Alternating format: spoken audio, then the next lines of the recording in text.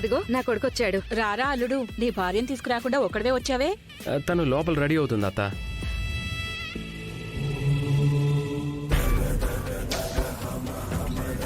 రామలక్ష్మి, నువ్వు నన్ను ఇలా ఇరికిస్తావని నేను అస్సలు ఎక్స్పెక్ట్ చేయలేదు.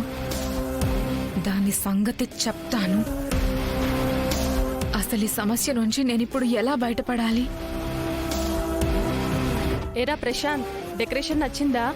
చచ్చినట్టుంది. ఏంటి? నచ్చింది నచ్చింది. ఎంత బాగుందో. అమ్మవారు అమ్మవారు.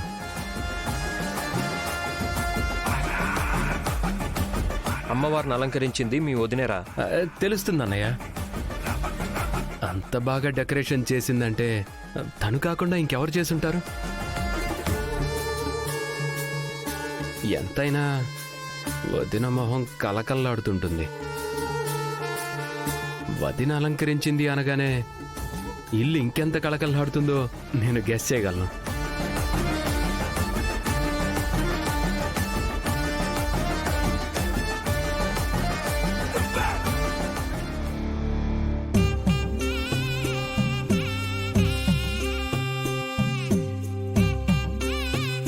బాబు, మాటల తర్వాత దుర్ముహూర్తం వచ్చేలా ఉంది, అమ్మాయిని తీసుకురండి. వస్తుంది పంతులు గారు, 2 నిమిషాలు. పంతులు గారు, దుర్ముహూర్తంతో పాటు వస్తుందిలేండి. రామా, ఏంటి ఆ మాటలు? ఆ? అంటే తర్వాత వచ్చేది దుర్ముహూర్తమే కదా, అందుకే అలా అన్నాను అత్తయ్య. ఏరా, ఇంట్లో చెప్పుంటే నీ పెళ్ళంత గ్రాండ్గా చేసేవాళ్ళం. పోనీలే, ఇలాగైనా మా ముచ్చట తీరుతుంది. ఇక్కడ వరకు యాక్టింగ్ బాగానే ఉంది, కానీ అస్మిత వచ్చి ఏం చేస్తుందో.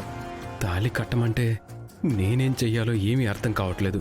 నాకు కట్టడానికి అభ్యంతరం లేదు, కానీ రూమ్లోకి వెళ్ళాక ఈసారి శివాలెత్తిపోతాయి. చూద్దాం, అంతా దైవలీల. అస్మిత, అస్మిత!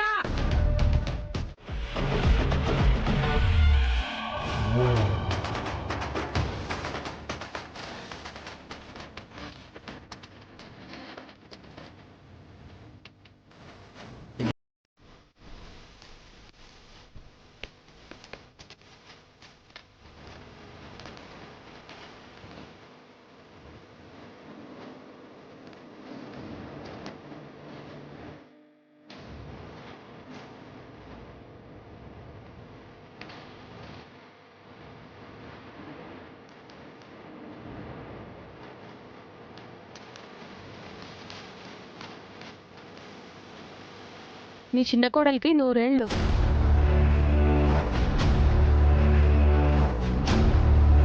ఇది రాను గేను అని పేచీ పెడుతుందనుకుంటే బాగానే వచ్చిందే. తాళి కట్టించుకోవడానికి రెడీ అయినట్టుందే.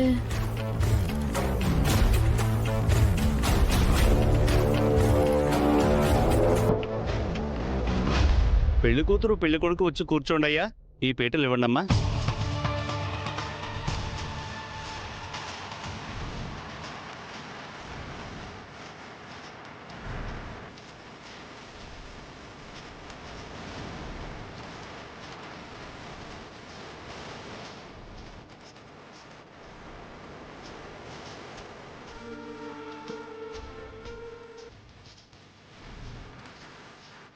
నువ్వు నాకు తెలిసి చెప్పెట్టాలనుకున్నావో, తెలియకుండా ఈ పేరెంటం పెట్టాలనుకున్నావో గాని నేను ఏం చేయాలో నాకు బాగా తెలుసు రామలక్ష్మి. నువ్వు ఏం చేయలేవు. బుద్ధిగా పూజలో కూర్చొని మీ ఆయనతో తాళి కట్టించుకుని కాపురం చేసుకుంటే అది ఇంటికి నీ ఒంటికి రెండింటికి మంచిది. అది చూద్దాం. చూద్దాం.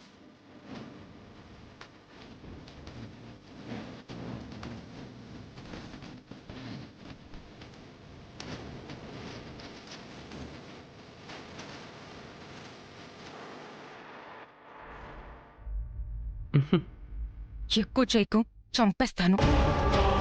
నటించక తప్పదు. నువ్వు నోర్ముయ్, డౌట్ వస్తుంది. నీ ఇష్టం. మీ తమ్ముడు మరదలో పెళ్లి చేసుకుంటున్నారు, కొంచెం నవ్వండి. రామా, నాకు వాళ్ళ మీద కోపం ఉన్నా కానీ నువ్వు చేస్తున్న పని అయితే చాలా బాగుంది. కనీసం ఈ విధంగానైనా మళ్ళీ వాళ్ళ పెళ్లి చూడగలుగుతున్నావు. ఎంతైనా నా చిన్న కోడలు చీర కడితే భలే ఉంటుంది తెలుసా? పెద్ద కోడలికి ఏం తక్కువ? లక్ష్మీదేవిలా ఉంటేను. అంతేకాని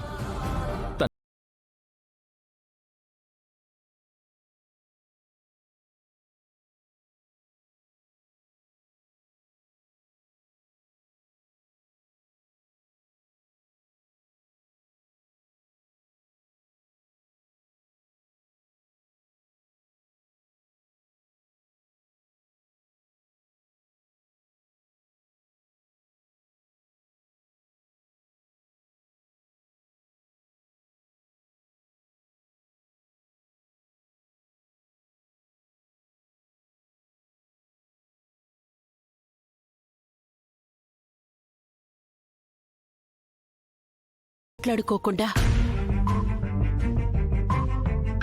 ఒక అబద్ధం చెప్పి దాన్ని కప్పిపుచ్చుకోవడానికి 1000 అబద్ధాలు ఆడాల్సి వస్తుంది. చూసారా, మీ ప్రేమలో నిజాయితీ ఉన్నప్పుడు మీ మాటల్లో నిజాయితీ ఎందుకు ఉండకూడదు?